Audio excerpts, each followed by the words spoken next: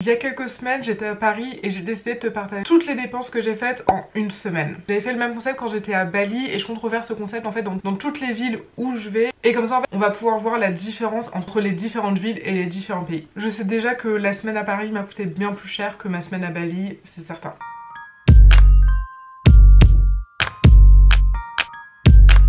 Alors la première dépense évidemment ça a été mes billets de train. Vu que je suis partie en semaine, ça m'a pas coûté trop cher, j'ai payé 41 € l'aller-retour depuis Marseille, ce qui clairement est donné. Alors le premier soir je suis sortie, du coup j'ai pris un ticket de métro aller-retour, ça m'a coûté 3,80 et j'ai été boire un verre sur un rooftop incroyable. Et on a pris une bouteille de vin à partager avec mon ami, alors c'était pas donné en soi mais l'endroit était magnifique donc ça valait largement le prix. Après ça on était morte de faim et du coup on a été à McDo, ça m'a coûté que 4,95. Vraiment une valeur sûre. Le lendemain, je suis restée toute la journée à travailler et je suis sortie uniquement le soir et j'ai fait une raclette chez des amis. Alors j'ai rien payé pour la raclette, par contre j'ai participé au taxi pour rentrer. On était 3 donc ça m'a pas coûté grand chose, c'était 4 €, quelque chose comme ça. Le vendredi, pareil, je suis restée toute la journée à la maison à travailler, je suis sortie le soir. Donc j'ai été boire quelques verres avant le resto, ça m'a coûté 21 €. Je comprends pas ce qui s'est passé mais ok.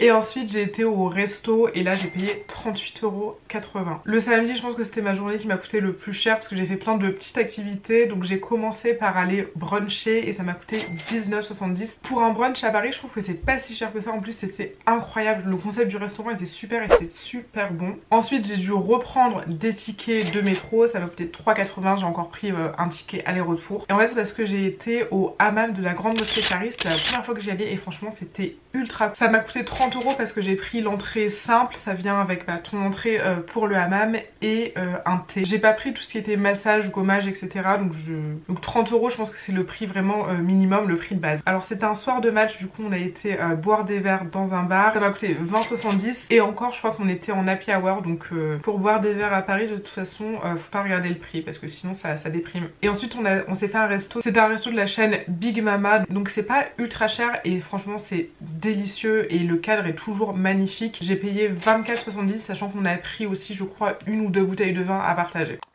Après la journée du samedi bien chargée pour ma carte bleue, le dimanche j'ai quasiment rien dépensé, j'ai juste été à la boulangerie le matin et ça m'a coûté 8,60 €, 3 viennoiseries, ça me paraît cher quand même.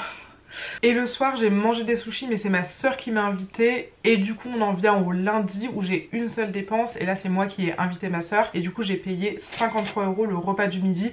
Pareil on a été dans un, je sais plus c'est lequel mais un des restos Big Mama. C'est un indispensable si vous allez à Paris ou même dans notre ville, de toute façon ils sont maintenant, c'est les meilleurs et je trouve que pour la qualité et le lieu c'est vraiment pas cher. Et enfin nous voilà déjà au dernier jour où j'ai uniquement acheté un Starbucks à la gare, ça m'a coûté 5 € tout pile. Je tiens à préciser que j'ai pas payé de logement parce que j'étais chez ma soeur qui habite à Paris. Donc forcément ça coupe le budget. Je pense que si j'avais dû me payer un hôtel à Paris ça aurait été x3, x4 pour le prix. Donc pour ça je suis très reconnaissante et très heureuse. Je mettrai un petit récap ici de tout ce que j'ai dépensé en une semaine à Paris. Si tu aimes bien ce type de concept, n'hésite pas à aller voir ma vidéo sur Bali et pense bien t'abonner parce que d'ici quelques semaines je serai dans une nouvelle destination et je referai du coup ce même concept.